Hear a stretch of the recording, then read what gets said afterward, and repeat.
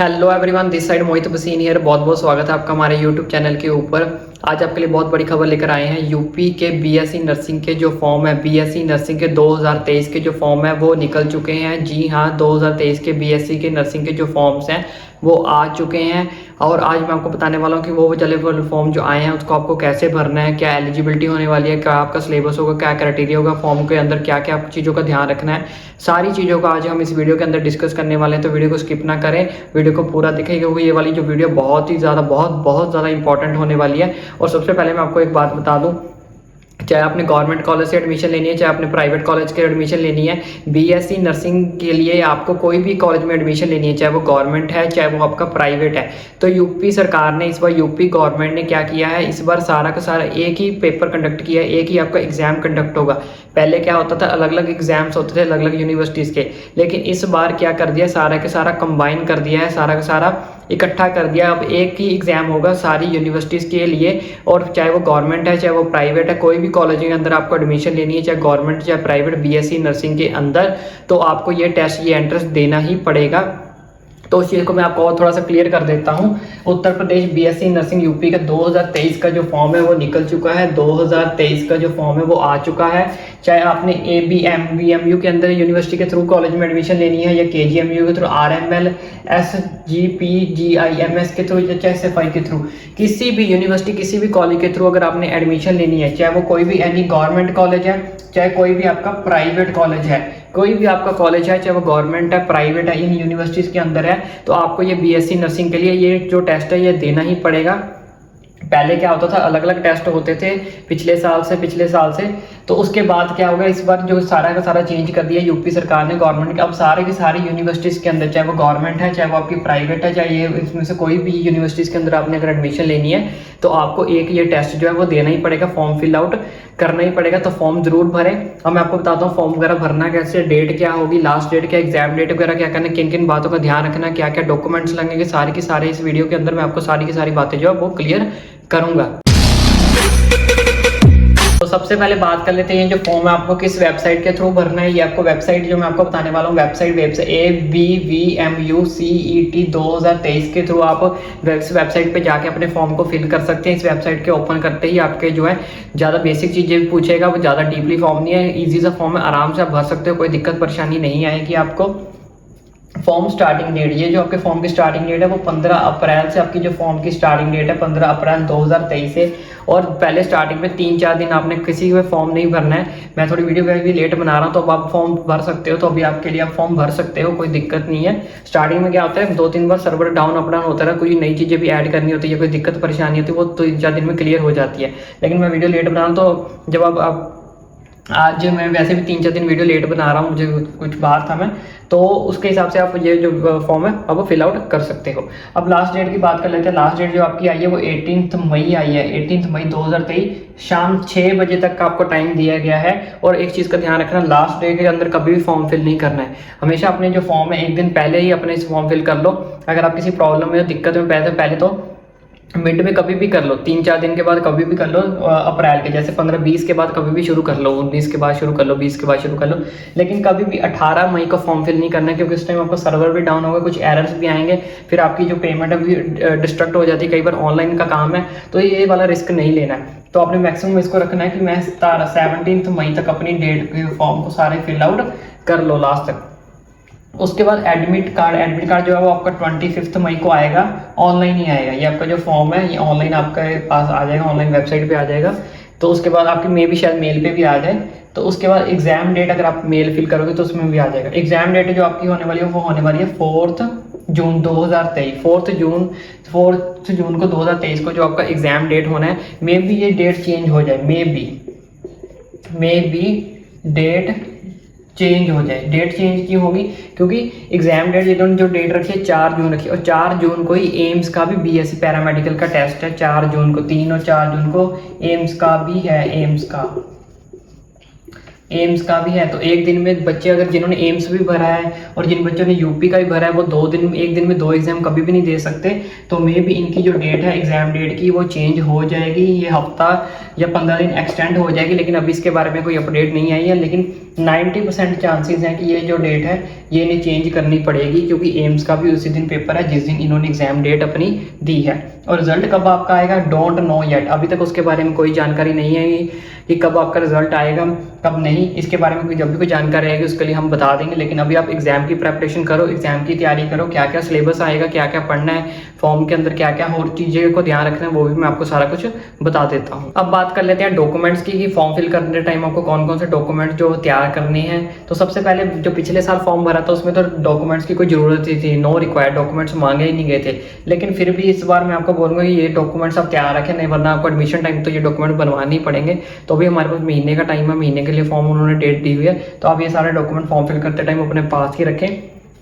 तो सबसे पहले आपने रखना है 10th की मार्कशीट। जो 10th की मार्कशीट है उसको अपने आसपास तैयार करवा के रखें। आधार कार्ड में एक और चीज़ है, आधार कार्ड में अगर आपका नाम गलत है, एड्रेस गलत है, कोई दिक्कत नहीं है, no issue in case wrong. अगर कोई भी चीज़ में अगर आपका गलत है वो सब चल जाएगा, भर सकते हो, कोई दिक्कत परेशानी वाली बात नहीं है। 12th की मार्कशीट जिनके पास है वो मार्कशीट लगाएंगे, जिनके पास मार्कशीट नहीं है तो एडमिट कार्ड देते, जिनके पास एडमिट कार्ड नहीं है वो अपना रोल नंबर, ठीक है। माइग्रेशन और ट्रांसफर सर्टिफिकेट आपके पास होना चाहिए, डोमिसाइल्स होनी चाहिए, रेजिडेंस प्रूफ होना चाहिए, कास्ट सर्टिफिकेट आपके पास होना चाहिए, पासपोर्ट साइज फोटोज जो आपके पास हो कम से कम 3 से 4, ठीक है। तो वहाँ तो एक ही अपलोड होगी अगर अपलोड हो, लेकिन फाइनल के लिए बता रहा हूँ अगर बीएससी, वैसे मैंने इसके लिए अलग से वीडियो बना रखी है कि बीएससी नर्सिंग में एडमिशन लेने के लिए आपको कौन कौन से डॉक्यूमेंट्स जो तैयार करवाने हैं, मेरे चैनल पे आप जाके वो देख लेना। तो ये सारे डॉक्यूमेंट्स आपके पास होने चाहिए फॉर्म फिल करते टाइम। अब बात कर लेते हैं एलिजिबिलिटी की, कौन कौन से बच्चे जो फॉर्म फिल आउट कर सकते हैं। तो एलिजिबिलिटी में 12th बायो वाले, जिन्होंने 12th में बायो यानी कि पीसीबी रखी थी, फिजिक्स केमिस्ट्री बायोलॉजी, वो वाले जो बच्चे ये वाला फॉर्म फिल आउट कर सकते हैं, पीसीबी फिजिक्स केमिस्ट्री बायोलॉजी वाले। तो बॉयज़ एंड गर्ल्स दोनों ये फॉर्म फिल कर सकते हैं, इसमें कोई दिक्कत नहीं कि अकेली लड़कियां भरेंगी या अकेले लड़के भरेंगे, दोनों फिल कर सकते हैं, लड़के भी और लड़कियां भी। अब बात कर लेते हैं एज की, कितनी उम्र इसमें रखी गई है, 17 से 28 साल के बीच वाले जो बच्चे हैं वो ये फॉर्म फिल कर सकते हैं। अगर आपकी डेट ऑफ बर्थ कितनी होनी चाहिए, 2006, अगर 2006 से आपकी ज़्यादा डेट ऑफ बर्थ है 7, 8, 9, तो आप ये फॉर्म फिल आउट नहीं कर सकते। 3, 4, 5, 6 वो वाले जो बच्चे ये फॉर्म फिल कर सकते हैं।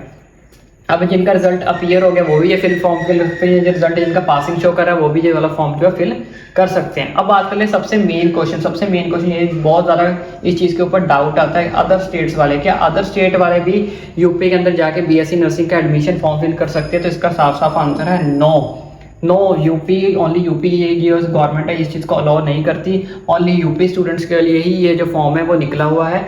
लेकिन अगर आप फॉर्म फिल करना चाहते हो आप फॉर्म फिल कर सकते हो, लेकिन उसकी एक कंडीशन है, बता देता हूँ। आपको कोई भी गवर्नमेंट कॉलेज नहीं मिलेगा, नो गवर्नमेंट कॉलेज, आपको ओनली प्राइवेट कॉलेज मिलेगा। अगर आप फॉर्म फिल करना चाहो तो आप कर सकते हो, इसमें कोई दिक्कत नहीं है, आपको फॉर्म फिल करने में कोई रोक टोक नहीं है।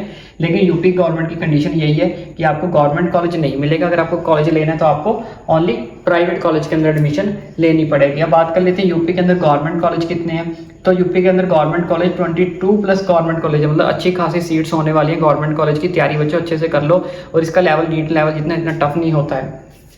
प्राइवेट कॉलेज की जो संख्या है वो कितनी है, 200+ संख्या जो प्राइवेट कॉलेज की है। अब बात कर लेते हैं स्कॉलरशिप की। SC ST जो BPL BPL इनको स्कॉलरशिप भी मिलती है यूपी की सरकार की तरफ से, यूपी के। तो इसमें आपकी जो फीस है वो भी लेस हो जाएगी, लेस फीस। अगर आप गवर्नमेंट या फिर प्राइवेट तब भी आपको स्कॉलरशिप मिलेगी। गवर्नमेंट कॉलेज के अंदर भी अगर आप एडमिशन लोगे तब भी आपको स्कॉलरशिप मिलेगी, अगर आप प्राइवेट कॉलेज के अंदर भी एडमिशन लोगे तब भी आपको स्कॉलरशिप मिलेगी, लेकिन आफ्टर एडमिशन, अभी नहीं मिलेगी, ये आफ्टर एडमिशन मिलेगी, आफ्टर एडमिशन।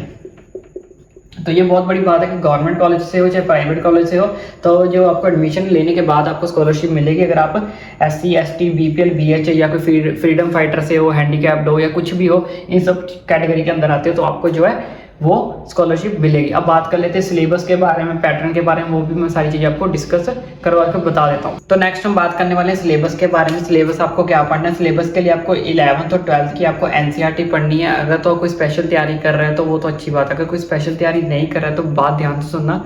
तो डीपली, जितनी डीपली आप NCERT को पढ़ सकते हो आराम से NCERT को पढ़ लो, क्योंकि इनका जो लेवल है वो हार्ड नहीं होता। 9 हार्ड लेवल, मैं लिख भी देता हूँ, नो हार्ड लेवल। इनका जो एग्जाम होता है वो इतने हार्ड लेवल का नहीं आता। नो हार्ड लेवल एग्जाम पर डरने की कोई ज़रूरत नहीं है। 11th-12th की एनसीईआरटी पढ़ लो और डीपली जितना डीप पढ़ सकते हो अलग से पढ़ लो। अगर जिनके पास स्पेशल बुक्स है वो अपनी स्पेशल बुक्स को पढ़ लो। उसके बावजूद जो स्टेट से बिलोंग करते हैं, जो स्टेट बोर्ड रख के बैठे हैं, वो स्टेट बोर्ड के बाद जो भी आपके बुक्स है 11th-12th की, उनको डीपली जितना डीपली हो सकता है उतना आराम से पढ़ लो। आपका ये एग्जाम जो आराम से क्लियर आउट हो जाएगा। अब मैं यहाँ सिलेबस में आपको बता देता हूँ क्या क्या पढ़ना है, जिसमें फिजिक्स आएगी, केमिस्ट्री आपकी आएगी, बायोलॉजी आएगी, नर्सिंग एप्टीट्यूड आएगी, जीके आएगी, इंग्लिश ग्रामर आएगी। अब इस चीज़ों को मैं बता देता, एक चीज़ मैं यहाँ पे इतने डिटेल में नहीं बता रहा हूँ क्योंकि इसकी मैंने अलग से एक वीडियो बना रखी है। अगर आपने वो नहीं देखी तो वहाँ पे आप वो जाके वीडियो देखो, उसमें आपको पता लग जाएगा फिजिक्स कितने मार्क्स की आ रही है, केमिस्ट्री कितने मार्क्स की आ रही है, जीके कितने मार्क्स की आ रही है, सारा कुछ मैंने उस वीडियो के अंदर एक्सप्लेन किया हुआ है। प्लस ये भी बताया हुआ है किस कैटेगरी को कितने नंबर लाने से एडमिशन गवर्नमेंट कॉलेज के अंदर मिलेगा, सारा का सारा उस वीडियो के अंदर मैंने डिटेल में एक्सप्लेन किया। तो यहाँ तो सिर्फ मैंने आपको फॉर्म के लिए बताने के लिए ये वीडियो बनाई थी, वो मैंने आपको बता दिया साथ में। चलो सोचा थोड़ा थोड़ा एक बार सिलेबस के बारे में बता देता हूँ। अगर आपको डिटेल में देखना है तो उत्तर प्रदेश वाले मेरे चैनल पे जाकर वीडियो सर्च करना, यूपी के बीएससी नर्सिंग की, वहाँ पे आपको मैंने पूरी डिटेल के अंदर बताया हुआ सारा कुछ। अब बात कर लेते हैं, कुछ लोगों का डाउट होता है कि जो बीएससी नर्सिंग करने का कोई फ़ायदा नहीं, हमें ना ढंग की जॉब मिलेगी, इसके अंदर उतनी सैलरी नहीं होती। नहीं, आज के टाइम पे बीएससी नर्सिंग की बहुत बहुत बहुत ज़्यादा डिमांड है, तो इस चीज़ को हल्के में मत लेना, अपना पूरा एफर्ट कर लो। अगर आपको अच्छी से अच्छी टेस्ट क्लियर करने के बाद अच्छी सीट मिलती है ना, अपने मनपसंद कॉलेज मिलता है, तो आराम से सीट ले लो बिना हिचकिचाहट के, आराम से एडमिशन लो, बहुत अच्छी सैलरी मिलेगी, बहुत अच्छा फ्यूचर बन जाएगा। तो जॉब में आपको बता रहा, इससे आप नर्सिंग ऑफिसर बन सकते हो, बीएचओ में एडमिशन ले सकते हो, ट्यूटर बन सकते हो। ट्यूटर मतलब ऐसे नहीं, टीचिंग वगैरह भी कर सकते हो, लेकिन कॉलेज के अंदर भी tutor, assistant professor, principal, medical colleges में जाके प्रिंसिपल आप बन सकते हो, इसकी बहुत ज़्यादा डिमांड है। एम्स के अंदर भी जाके आपको जॉब मिल सकती है। इसके अलावा और भी आपके ग्राम पंचायत में आप हेड बन सकते हो, ग्राम पंचायत के आप नर्सिंग के हेड बन सकते हो, किसी विलेज में जाके आपको हेड बन, बहुत सारी जॉब निकलती है, बहुत सारे गवर्नमेंट लेवल के टेस्ट निकलते हैं। यहाँ तो मैंने आपको थोड़े 3-4 मेन बता दिए, अदरवाइज इसकी बहुत ज़्यादा डिमांड है। एक चीज़ और मैं आपको डिस्कस कर देता हूँ, थोड़े दिन के अंदर अंदर आपको 50 मोस्ट इम्पॉर्टेंट MCQ की जो वीडियो है वो मेरे चैनल पे आपको मिल जाएगी, तो इसलिए चैनल को सब्सक्राइब करना ना भूलें। मैं जल्दी से जल्दी ये वीडियो अपने चैनल पे अपलोड करने वाला हूँ।